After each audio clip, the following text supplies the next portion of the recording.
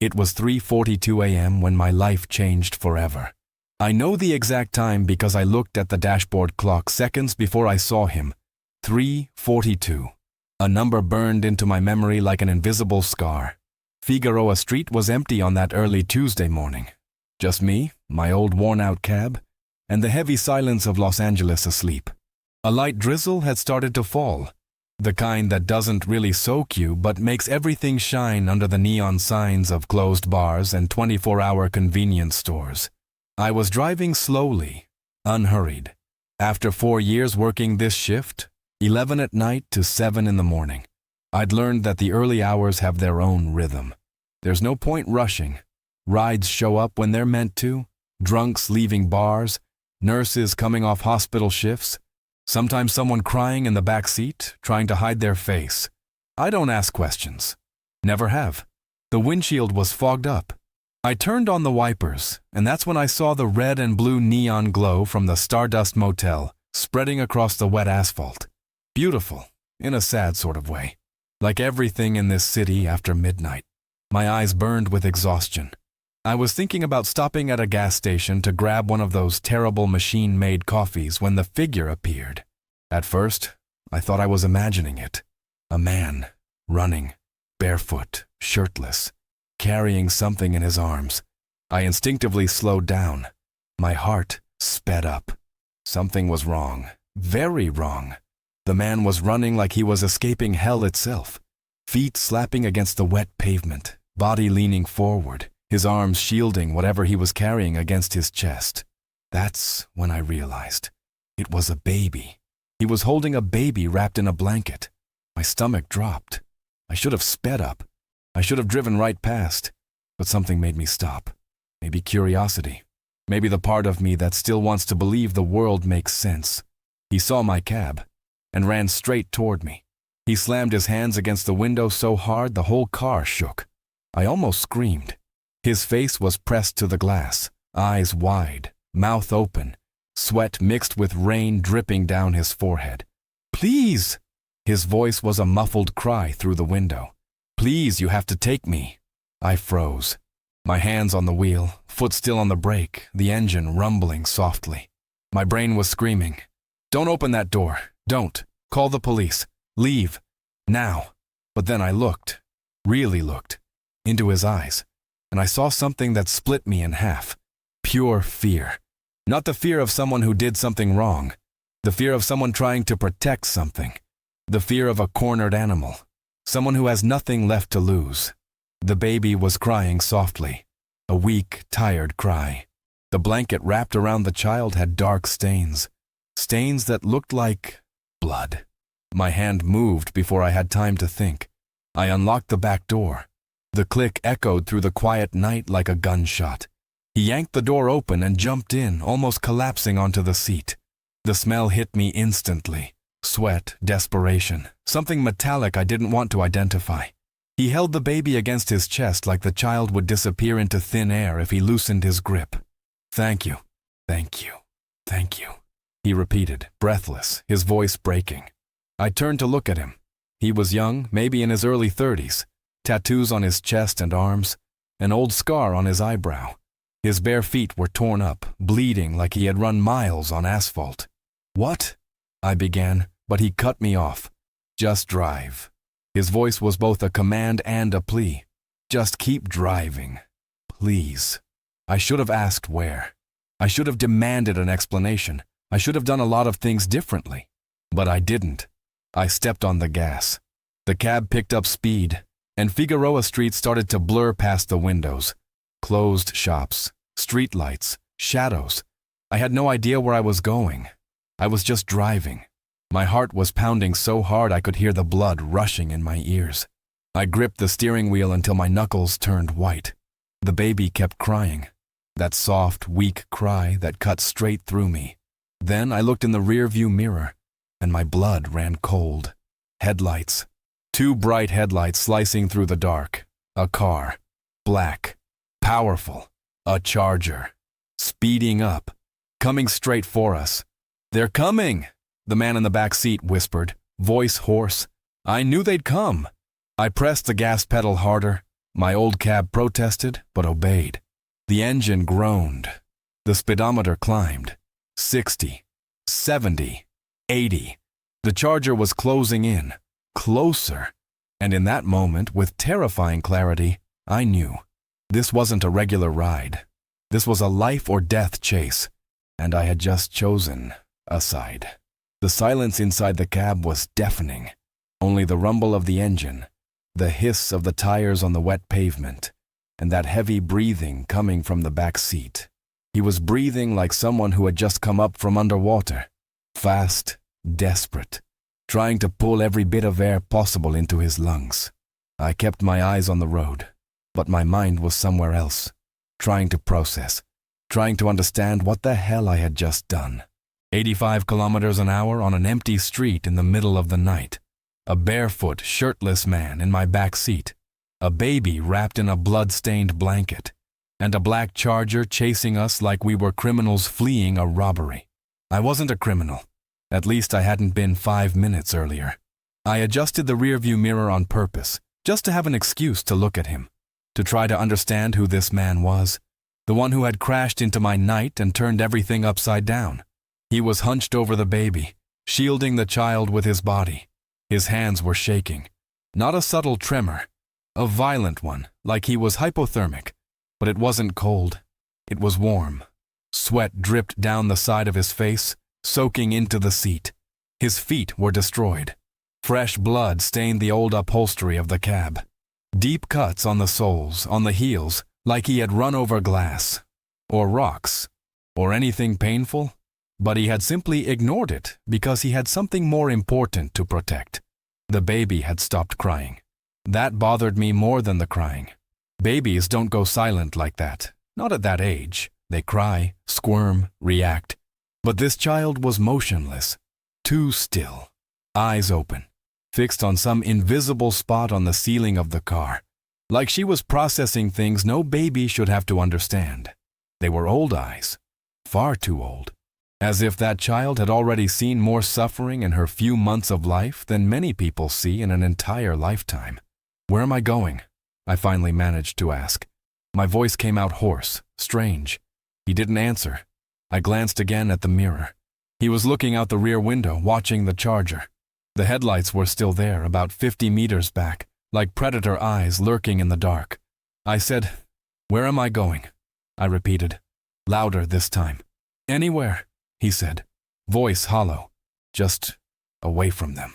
Away from who? The question burned in my throat, but I couldn't ask it, because part of me already knew I didn't want the answer, that the answer would drag me even deeper into something I didn't know how to get out of. I suddenly turned left, without signaling. The tires screeched on the pavement. The man was thrown to the side but held the baby tightly, shielding the child's head with his hand.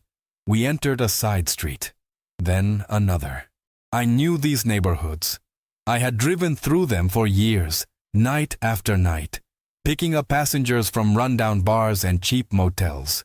I knew every corner, every alley, every shortcut. The Charger slowed down at the turn. I gained a few seconds. Right turn, speed up, then left again. I slipped into a narrow alley between two abandoned buildings, turned off the headlights, stopped the car. Complete darkness. Only our breathing, and the distant sound of the Charger driving past on the main road. Searching. I didn't move, hands still gripping the wheel, sweat sliding down my spine. Seconds that felt like hours. My heart pounding so loudly I was sure they could hear it from blocks away. The sound of the Charger's engine faded, disappeared. I exhaled the air I had been holding in. I hadn't even realized I was holding my breath. I turned in my seat, finally facing the man properly. That's when I noticed the details. The tattoo on his right arm. A name, Vanessa, written in Gothic, delicate lettering, like it had been done with care, with love. But over the name, covering part of the letters, was black ink, thick, messy, like he had tried to cover it up but couldn't do it right, like he wanted to forget, but the memory refused to leave. The blanket wrapped around the baby also caught my attention. It wasn't store-bought. It was handmade. Crocheted squares, yellow, blue, pink, green. The kind of thing someone makes with time, with patience, with love. The kind of thing a mother makes. But the bloodstains on the blanket told another story. A story I couldn't piece together, but one that made my stomach twist. "Who are you?" I asked softly. It wasn't an accusation. It was a plea for him to give me something, anything, that would make all this make sense. He looked me in the eyes for the first time, and what I saw crushed me. It wasn't hatred. It wasn't anger. It wasn't coldness. It was pure pain. The kind of pain that breaks a man, that changes him, that forces him to do things he never imagined he could do. "I'm her father," he said, voice trembling as he clutched the baby to his chest. "And if I hadn't done what I did, she'd be dead right now." My blood ran cold. "What did you do?" I whispered. He closed his eyes, like each word cost him a piece of his soul. "I stole her," he said. "I stole my own daughter back." The silence that fell between us was heavier than any words. I didn't know what to say, didn't know what to do, didn't even know if I could breathe properly. I only knew one thing. I wasn't just driving a cab anymore. I was carrying a secret that could destroy or save lives. And I had to decide whose side I was on. Fast.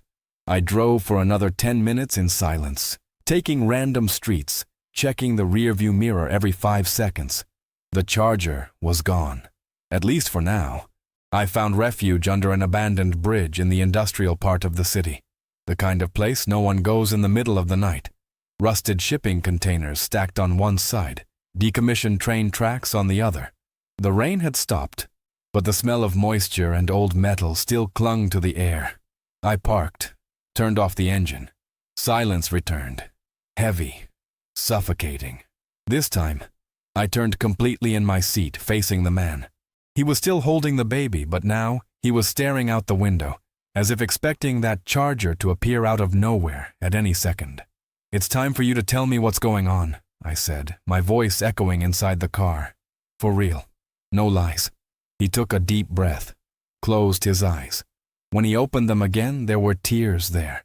"My name is Marcus," he began, voice hoarse. "Marcus Rivera.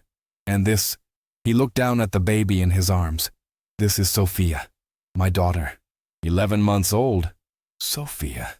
The name was delicate, beautiful. It didn't match the chaos of that night. "Sophia?" I repeated, and something inside me tightened. A name changes everything. It stops being the baby and becomes a person, a life, someone who matters. Marcus wiped his face with the back of his hand. The gesture was quick, almost ashamed, like crying was a weakness he couldn't afford. "Her mother, Vanessa." He paused, and I could feel the physical pain that name caused him. "Vanessa was my wife. We got married 4 years ago. She was," his voice cracked, "she was everything. A smile that lit up any place. She dreamed of becoming a teacher, wanted 3 kids, a house with a yard. Simple things, you know." I nodded but didn't say anything. I knew he needed to talk, that this had been trapped inside him like poison. "When Sophia was born, Vanessa changed," Marcus continued, staring at his hands.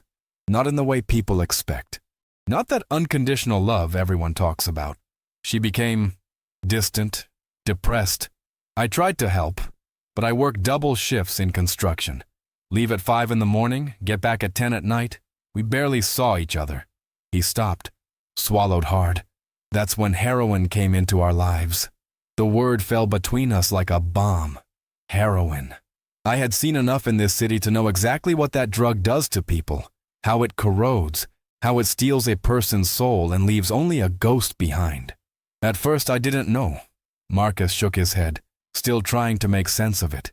"She hid it well, but then things started disappearing from the house, my watch, the TV, jewelry that belonged to her mother. I confronted her. She denied it. We fought. She left, slamming the door." He looked at Sophia, lightly running his hand over her little head. 3 days, he whispered. "She disappeared for 3 days with Sophia. 3 days I didn't sleep. I called the police, but they said they couldn't do anything. Domestic dispute, they said. Like my daughter was just some object being argued over." The anger in his voice was palpable. "When she came back, I knew instantly something had changed. She wouldn't look at me, wouldn't look at Sophia. There was this emptiness in her eyes, like no one was home anymore. Marcus took a deep breath, trying to stay in control. I grabbed her phone while she was sleeping, read the messages. His voice broke. She had promised our daughter to a couple, $15,000. The handoff was supposed to be tonight, at the Stardust Motel, room 14. My stomach twisted. She was going to sell her own daughter? I asked, shocked, even though I already knew the answer. To pay off her debt with the dealer, Marcus confirmed, each word ripping a piece out of him. $15,000. That was the price of my daughter's life. He closed his eyes, remembering. I didn't think. I didn't have time to think. I grabbed my old car, drove there, parked in the back street. The door to the room was cracked open. I went in. Vanessa was sitting on the bed, high. Sophia was in a makeshift crib, crying. And his voice trembled with rage. They were there, the couple, examining my daughter like she was merchandise. He opened his eyes, and what I saw there was something I'd never seen before. A mix of pain, rage, and murderous determination. I grabbed Sophia. Vanessa screamed. The man tried to stop me. I shoved him. He fell. The woman screamed she was going to call the police. I didn't care. I just ran. Took off my shoes because they made noise. Took off my shirt because Sophia was cold and I wrapped her in it. And I ran. And the charger? I asked. It's theirs. Marcus looked toward the back window as if the car might materialize out of the darkness. The buyers. They followed me. And they won't stop. People like that. They don't stop. Because if I show up at a police station, they'll be exposed. They'll be arrested. So for them, it's easier to shut me up. The weight of those words hit me like a punch. They wanted to kill Marcus. And maybe kill Sophia too, to erase all evidence. Why don't you go to the police now? I asked. You didn't do anything wrong. You saved your daughter. Marcus laughed. A bitter, humorless laugh. You think the police will believe me? I broke into a motel room, assaulted a man, ran off with a baby covered in blood. Vanessa will say I'm violent, that I threatened her, that I kidnapped Sophia. And guess whose word they're going to believe over mine? He was right. The system wasn't built to protect people like Marcus. So what are you going to do? I asked, knowing there was no easy answer. Marcus looked at Sophia, kissed her forehead. When he spoke, his voice was steel. I'm going to disappear, go to another state, change my name, start over, do whatever it takes to keep my daughter alive. He looked at me. And I understand if you want to leave me here and go home. You've already done more than you should, more than anyone would. I looked at him, at the broken man in my back seat, at the innocent baby in his arms, and I made a decision. I'm not leaving you, I said, starting the engine. We're getting you both out of this city. The highway was empty, just the yellow line down the center of the asphalt, stretching endlessly under the dark early morning sky. I kept my foot steady on the accelerator, my eyes fixed on the road, but my mind was somewhere else, in another time. Marcus had fallen asleep in the back seat, finally overtaken by exhaustion. Sophia was curled up in his arms, quiet, breathing softly. Every now and then, I looked in the rearview mirror just to make sure they were still there, that all of this wasn't just a nightmare, but they were, real, alive, vulnerable. And I couldn't stop thinking about why I had made that decision, why I was risking everything, my safety, my livelihood, maybe even my life, for two strangers who got into my cab on a random night. The answer was buried deep, in a place I'd avoided for 4 years. Daniel. Just thinking his name made my chest tighten. Daniel Thomas Wright. My son. My only son. He would be 13 now. He'd be entering adolescence, complaining about waking up early for school, asking for a new video game, asking those impossible questions only kids ask. Dad, why is the sky blue? Dad, where do people go when they die? But Daniel never made it to 13. He stopped at 8. Acute lymphoblastic leukemia. That's what the doctor said. They used technical, cold words as if they were describing a mechanical issue in a car. not the complete destruction of my life. I remember the day of the diagnosis. It was a Tuesday, 3 in the afternoon. The office smelled like a hospital, disinfectant mixed with fear. The doctor was young, competent, but I saw in her eyes that she knew. She'd given that news before. She'd seen parents crumble in front of her. "There are treatment options," she said, her voice soft but firm. "Aggressive chemotherapy, possibly a bone marrow transplant. The chances of remission are good if we act quickly." Chances. What a cruel word. We did everything right. Everything. Every chemo session. Every hospitalization. Every blood test.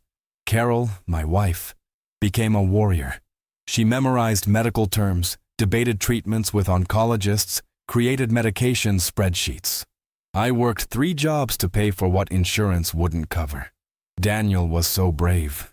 Braver than any adult I've ever known. He lost hair, vomited until there was nothing left in his stomach, grew so weak he could barely stand. But every time I walked into his room, he smiled.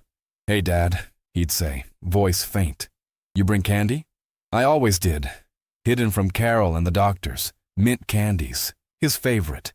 "Our secret," I whispered, placing the candy in his small hand. "Our secret," he repeated, smiling. 17 months. That's how long the battle lasted. 17 months of hospitals, prayers, promises I made to a God I wasn't sure was listening. Take everything from me, but let my son live. Take my health, my money, my years, but let him grow up. Let him have a life. God didn't answer, or answered the wrong way. Daniel died on a Sunday morning, 6:15 a.m. The sun was rising. He was surrounded by me, by Carol, by beeping monitors, by nurses crying quietly in the corner of the room. His last words were, "Don't cry, Dad. I'm gonna be okay." How can an 8-year-old be so sure of something no adult can believe? Carol left me 6 months later, not out of anger, not out of guilt, just because the pain was too big to carry together. Every time we looked at each other, we saw Daniel, and it was unbearable. She moved to Oregon, built a new life, met someone. I heard through one of her cousins. I stayed trapped in this city, in this cab, in these endless nights, because I couldn't sleep. Every time I closed my eyes, I saw his face, heard his voice, felt the weight of guilt crushing my chest, the guilt of not saving him, of failing at the only job that ever really mattered, keeping my son alive. So I drove, night after night, dawn after dawn. Every passenger was a distraction, a temporary escape from the pain. Drunks told me bad jokes. Couples argued in the back seat. People cried, laughed, slept. And for a few minutes, sometimes even hours, I could forget. I could pretend I was just a taxi driver, not a father who buried his son. But Marcus and Sophia were different. They weren't a distraction. They were a mirror showing me what I couldn't do, what I failed to be. Marcus was doing what I would have done if I could go back in time. He was fighting, running, risking everything for his daughter, no matter the cost, no matter the danger. He was being the father I always wanted to be. And Daniel never had a chance to fight, never had a visible enemy, just treacherous cells in his own body, killing him from the inside out. There was no one to confront, no black charger to flee from, no choice but to watch. But tonight I could do something. I could drive, I could protect, I could fight. I could be the father I never had the chance to be for Daniel, even if it was only for one night, even if it was for a child who wasn't mine. I glanced at the rearview mirror again. Marcus was still asleep, mouth slightly open, face tense even in rest. Sophia was awake now, her little eyes fixed on me, as if she could read my soul through that small rectangle of glass. "I won't let anything happen to you," I whispered, knowing she couldn't understand, but needing to say it anyway. "I promise." It was a promise I hadn't been able to keep before. But this time would be different. I had to believe that. Because if I didn't believe it, what did I have left? Marcus stirred, waking slowly. He rubbed his eyes with the back of his free hand, confused for a moment about where he was. Then reality returned. I saw the exact moment he remembered, the fear slipping back into his eyes. "Where are we?" he asked, voice rough from sleep. 60 kilometers outside LA, I answered, heading toward San Bernardino. From there, we can take the route to Nevada or Arizona, your choice. He was quiet for a moment. Then, "Thank you." That simple word carried the weight of 1,000 unspoken ones. "You don't have to thank me," I said. And for the first time in 4 years, I felt something other than emptiness. I felt purpose. "We're gonna make it," I promised. "You and your daughter are gonna be okay." And as I drove through the early morning dark, I allowed myself to believe it. Because sometimes, believing is all we have left. I saw the headlights before Marcos did. 2 points of light in the rearview mirror, distant but unmistakable. My stomach dropped. "Shit," I whispered. "What?" Marcus immediately turned, looking out the back window, and then he saw it. No. The Charger. How the hell did they find us? "Hold on," I said, slamming my foot on the accelerator. The cab groaned, protested, but obeyed. The speedometer climbed. 90, 100, 110.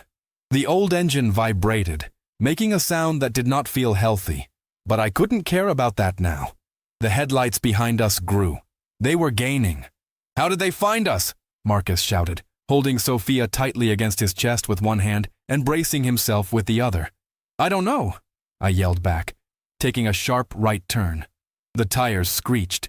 The cab tilted dangerously. For a second I thought we'd flip, but the wheels held. We entered an industrial zone. Massive warehouses on both sides of the road, covered in rust and graffiti.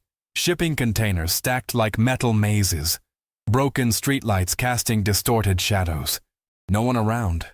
No cars. No people. Just us and that damn Charger glued to our tail. "Turn left," Marcus shouted, pointing. I obeyed. Took a narrower road lined with abandoned train tracks. The asphalt was full of potholes. The cab bounced violently with each one, and I heard something break loose underneath the car. Part of the exhaust, maybe. The Charger didn't have those problems. It was new, powerful, built for this. We were in a 15-year-old taxi that barely passed inspection, driven by a 43-year-old man who hadn't driven this fast since, well, ever. "There, up ahead," Marcus pointed. "The bridge. Cross the bridge." I looked. A narrow bridge over a dry drainage canal. Old, rusted. Looked like it could collapse any second. "You sure?" I yelled. "Just go." I sped toward the bridge. The wheels hit the old wooden planks that covered part of the cracked asphalt. The sound was like gunshots. The cab shook so hard my teeth rattled. I glanced at the mirror. The Charger was barely 10 meters behind. I could see the driver now, a man in a suit. Hard face, cold eyes, murderous determination. He sped up. "He's gonna ram us!" Marcus yelled. "I know!" We came off the bridge. Ahead the road split in two, left or right. I had half a second to decide. I chose left. Wrong. A dead end. A concrete wall blocked the path, containers on both sides, nowhere to go. "No!" I yelled, slamming the brakes. The cab skidded, spun, the tires screaming on the asphalt. We stopped sideways, just meters from the wall.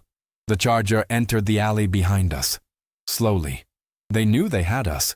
"Get out of the car," Marcus said, opening the door. "What?" "Get out. Now." I didn't have time to argue. I got out. Marcus was already outside, holding Sophia, looking for an escape. There was a gap between two containers, narrow, barely wide enough for a person. "There!" I shouted. We ran. The sound of car doors slamming behind us, heavy footsteps, voices shouting. "They won't get far." We entered the passage. I went first, Marcus behind me, shielding Sophia. The smell of rusty metal and old oil was suffocating. Hard to see anything. We emerged on the other side into an open area full of debris, broken machinery, stacks of old tires. And there it was, the cab. No, wait. Another cab? Impossible. What? There was no second cab. I was confused, adrenaline messing with my vision. I looked around. A fence, A hole in the fence. There, I pointed. We ran again. Crawled through the hole. On the other side, a street. Empty, but lit. Civilization. A car drove by, a minivan. The woman driving looked at us, terrified, and sped off. She saw a barefoot, shirtless man holding a baby, and another man running next to him. Of course she ran. "We need another car," Marcus panted. "We can't steal a car." "You have a better idea." I didn't. Then I heard it. The Charger. They had looped around. They were coming down the street. Shit! I ran back toward the hole in the fence. We ran again. Back through the debris, back through the container passage. And that's when I saw it. The cab was still there, in the alley. "Get in!" I shouted. "You're crazy! They blocked the exit." "Trust me." We got in. I started the engine. It sputtered, coughed, but started. The Charger appeared at the entrance of the alley, blocking it, exactly as I expected. I put it in reverse. "What are you doing?" Marcus cried. "Hold on." I slammed the gas. The cab launched backward at high speed. The Charger tried to move forward, but I was faster. I shot out of the alley in reverse, jerked the wheel, spinning the car, shifted into first, hit the gas. The Charger tried to reverse to get out of the alley, but it was too late. I was already gone. I drove like a madman through the industrial streets. Left, right, left, again, until I was sure we'd lost them. Finally, I pulled into an abandoned parking lot behind an empty building, turned off the engine. My hands trembled on the wheel. My heart pounded so hard I felt it in my temples. Sweat dripped down my face. Marcus was silent in the back seat. Sophia whimpered softly. "Why are you doing this?" Marcus finally asked. His voice low, broken. "You don't know me. You don't owe me anything. You could have left me on that first corner and gone back to your life." I stayed silent for a long moment. Then I turned and looked at him. "I had a son," I said, each word costing me something. "Daniel. He died 4 years ago, 8 years old, leukemia." Marcus looked at me and I saw the understanding in his eyes. "I did everything right," I continued. "Every treatment, every doctor, every prayer, and still, I couldn't save him." My voice cracked. "I've spent 4 years feeling like a failure, a father who couldn't protect his own child." I wiped my face. I hadn't even realized I was crying. But tonight I can do something. I can protect someone. I can be the father I never got to be. I looked at Sophia, because someone should have done that for my son. Silence fell, heavy, absolute. Marcus didn't say a word. He just reached out his hand. I took it, and in that moment, we were no longer strangers. We were two fathers, fighting against the world. The cab died, literally died. The engine coughed one last time, spat out a cloud of black smoke from the exhaust, and went silent. I tried turning the key again. Nothing. Just an empty click and the smell of burning metal filling the car. "No, no, no," I repeated, turning the key compulsively. We were in an empty parking lot. An abandoned hospital stood in front of us. Broken windows, walls covered in graffiti. The old sign fallen on the ground and half buried in weeds. The kind of place no one goes, where no one hears screams. And that's when I heard the sound I feared most. The growl of a powerful engine. I looked in the rearview mirror, and my blood froze. The Charger. It pulled into the parking lot slowly, its headlights illuminating our dead cab like spotlights on prisoners trying to escape. It positioned itself blocking the only exit. We were trapped. "It's over," Marcus whispered, clutching Sophia against his chest. "It's over." "It's not over," I said, but my voice had no conviction. The Charger's doors opened. 2 people stepped out. First, a man, dark suit, expensive. The kind of suit that doesn't get dirty easily. He looked about 50, gray hair, slicked back, posture straight. He looked like a businessman, a lawyer, someone respectable. But his eyes were ice, empty of anything resembling humanity. And then she got out. Vanessa. I knew who she was before Marcus whispered her name. She was far too thin, the kind of thin that comes from malnutrition, from drugs eating away the body from the inside out. Her blonde hair was dirty, tied in a sloppy ponytail. Baggy clothes hung over a body that looked skeletal. But her face still carried traces of who she used to be. Blue eyes that were once beautiful, delicate cheekbones, a mouth that must have smiled a lot in another life. Now it just trembled. "Marcus," she called, her voice cracked, desperate. "Marcus, please." Marcus opened the cab door, stepped out slowly, holding Sophia. "Don't come closer," he warned, voice hard. Vanessa took a step forward, then another, her hands stretched out, pleading. "Please, baby. Please, I need her. I need the money." "You were going to sell our daughter," Marcus shouted, and the pain in that sentence was alive. "I don't have a choice," Vanessa cried. Tears streamed down her face, smearing what little makeup she had on. "You don't understand. They're going to kill me, Marcus. They said if I don't pay." "Then let them kill you," Marcus roared. "But you don't touch my daughter." I stepped out of the cab too. My legs were shaking, but I positioned myself between Marcus and the man in the suit, who watched everything with disturbing calm. "You're not taking this child," I said, trying to sound braver than I felt. The man looked at me, smiled. A polite smile, cold. "And who are you? The driver?" he asked, his voice slow, almost bored.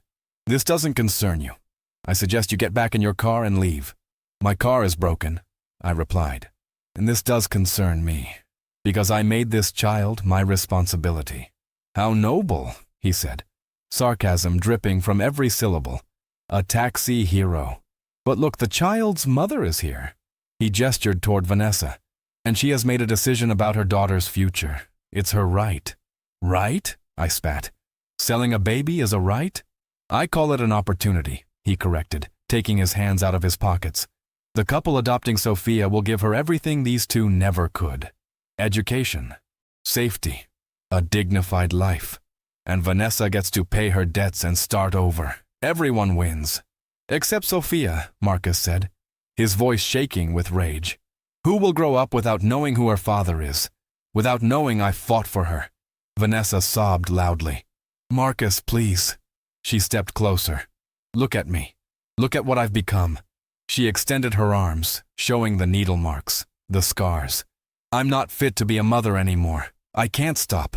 I tried, I swear I tried, but I can't." Her voice completely broke. "They'll take good care of her. They'll give her what I never could, and I'll be free of this debt. I can try to recover. I can try to be someone again." "At the cost of our daughter," Marcus whispered. "At the cost of me," Vanessa screamed. "I know you hate me. I know I'm a monster, but I don't want to do this." She fell to her knees on the asphalt, hands covering her face. "I don't want to, but I don't have a choice. You don't understand. They're going to kill me." And in that moment I understood. There were no villains here, only broken people. Vanessa wasn't evil. She was sick, enslaved by a substance that stole everything from her, her dignity, her motherhood, her humanity. The man in the suit wasn't evil. He was an intermediary, someone who profited off the desperation of others, yes. But deep down, he was just a man doing a dirty job someone paid him to do. Marcus wasn't a hero. He was a desperate father doing what any father would do. And me? I was just a man trying to save someone because I couldn't save the person I loved most. All of us broken. All of us trying to survive in a world that gives no mercy. "Vanessa," I said, taking a step forward. "Look at me." She lifted her face, eyes red, swollen. "You say you don't have a choice," I continued, picking each word carefully. "But you do. You always do. It might be the worst choice. It might be the hardest. But it exists. You don't know what you're talking about." She shook her head. "I know you love your daughter," I said, "because you made that blanket." I pointed to Sophia. "You made it with your own hands, with love. The Vanessa who made that still exists inside you." She looked at the blanket, and something shifted in her expression. I did make it," she whispered. "When she was born. It took me 3 months. Then fight," I begged. "Not for you, for her." Silence fell. Absolute. Even the man in the suit went quiet. And Vanessa? Vanessa looked at Sophia and began to cry. The man in the suit glanced at his watch. A simple gesture, casual, but loaded with threat. "I've wasted enough time with this," he said, his voice sharp. Then he made a hand signal. From the far end of the parking lot, emerging from the shadows of the abandoned hospital, two figures appeared. Two men. Big, broad shoulders. The kind of men you hire when you need something unpleasant done without questions. My stomach twisted. "We don't need this," I said, raising my hands. "We can talk this out." "Talk?" The man in the suit laughed. A dry, humorless sound. "This is already settled. The child comes with me. The mother gets the money. And you two." He looked at me and Marcus. "You're lucky I'm not interested in making this any more complicated than it already is." Marcos stepped back, shielding Sophia. "You'll have to kill me first," he said. And it wasn't an empty threat, it was a promise. "That can be arranged," the man replied, signaling to his men. They moved forward. And that's when I did something, even I didn't expect. "Wait!" I shouted, stepping in front of Marcus. "I have money." The man in the suit stopped, raised an eyebrow. "Money?" "Yes." My brain worked at high speed. $1,200. I pulled my wallet from my pocket, taking out every bill I had. Weeks of rides. Everything I'd saved. "It's all here." He looked at the wad of cash the way someone looks at an insect. $1,200, he repeated, almost amused. "The transaction is $15,000. "I know, but..." I searched my pocket and pulled out my watch. "This is worth at least $5,000. Easy." A lie? Maybe worth $1,000. But it was all I had. It was my father's. The only physical thing of him I still owned. It was my dad's. Swiss watch, real gold. I extended the money and the watch toward him. "And the cab," I continued, my voice desperate. "Take the cab. It's worth $8,000, maybe $10,000. It's old, but it runs." Another lie. It had just died. Add it all up, and it's almost the amount. Take everything, but leave the child. The silence that followed was suffocating. The man in the suit looked at me like he was examining a curious animal at the zoo. Then he laughed. Actually laughed. "You're serious?" He shook his head in disbelief. "You think this is about money? You really think I'd take $1,200 and a cheap watch for a healthy white baby, with buyers offering 3 times that?" He took a step toward me. "This isn't about money," he said, low and dangerous. "It's about principle. It's about sending a message. Because if I let you walk out of here with that child, what's stopping the next idiot from trying the same thing?" My hope died right there. I had nothing. No card up my sleeve. No plan. Just a watch and $1,200 against men willing to do anything. The goons closed in. Marcus braced himself. I saw it in his eyes. He was going to fight until his last breath. And I would fight with him, even knowing we didn't stand a chance. But then, no. A voice, weak, broken. Vanessa. She stood up from the ground where she'd been kneeling, her face wet with tears, her hands shaking. "I'm not doing this," she said, looking at the man in the suit. He turned to her, impatient. "What?" "I said I'm not doing this," Vanessa repeated, stronger this time. "I'm not selling my daughter." The man stepped toward her and grabbed her arm, hard. Vanessa screamed in pain. "You already sold her," he growled. "You took the advance, $3,000. Remember?" "I'll return it," she cried. "I'll find a way. I'll work. I'll do anything. But I'm not handing over my daughter." "Too late for a conscience," he snapped, shoving her. And that's when Marcus erupted. He thrust Sophia into my arms, quick, desperate, and lunged at the man in the suit like an animal. He punched him square in the face. The man stumbled back, holding his nose. Blood dripped between his fingers. "Grab them!" he screamed at his men. Chaos erupted. One of the men grabbed Marcus. The other charged at me. I held Sophia in one arm, trying to shield her, and with the other tried to defend myself. I took a punch to the stomach that emptied my lungs of air. I fell to my knees. But I didn't let go of Sophia. Not for a second. Vanessa screamed, trying to pull one of the men off Marcus. It was madness. A nightmare. And then, sirens. Distant at first. Then closer. Everyone froze. The sound grew louder. Closer. Red and blue lights appeared over the horizon. Shit! The man in the suit wiped the blood from his nose, looking around. Someone called the cops. He shot Vanessa a look filled with pure hatred. "You'll regret this," he promised. Then he signaled his men.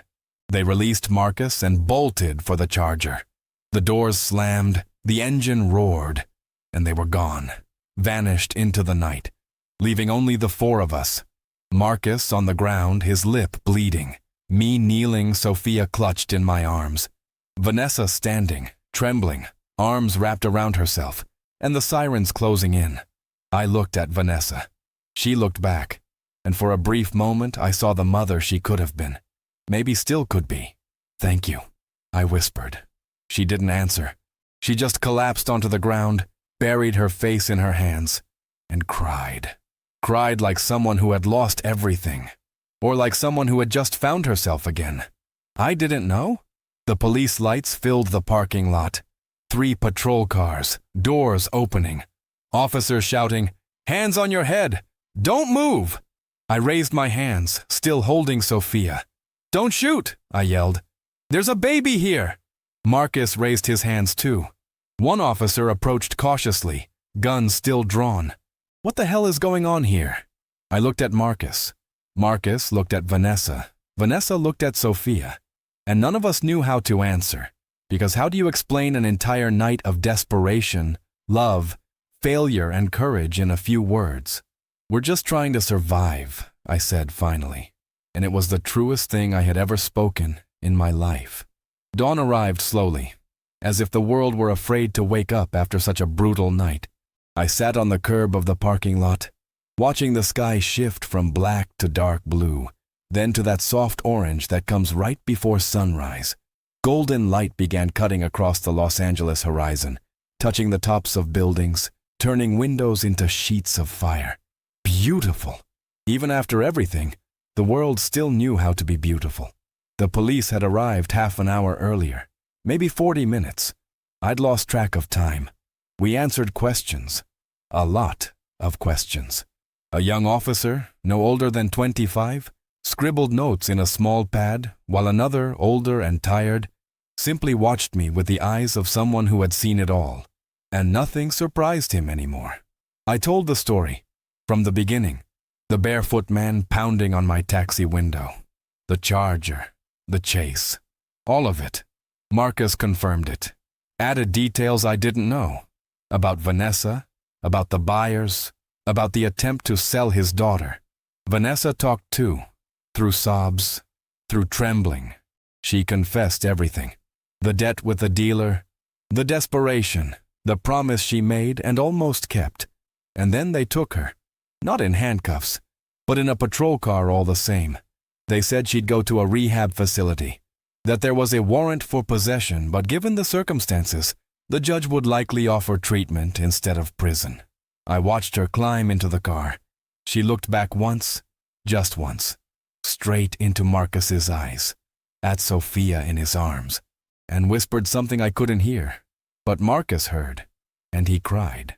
Now he was sitting across the parking lot on the cracked concrete steps of the abandoned hospital, holding Sophia to his chest. She was asleep, finally sleeping for real, peaceful, safe.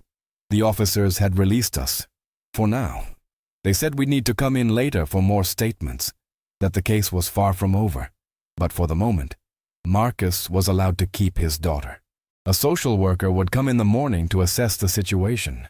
But for now, they were together, and that was all that mattered. I looked at my taxi. It was wrecked. Exhaust pipe hanging, bumper crushed, rear window cracked, bloodstains on the back seat. But it was still there.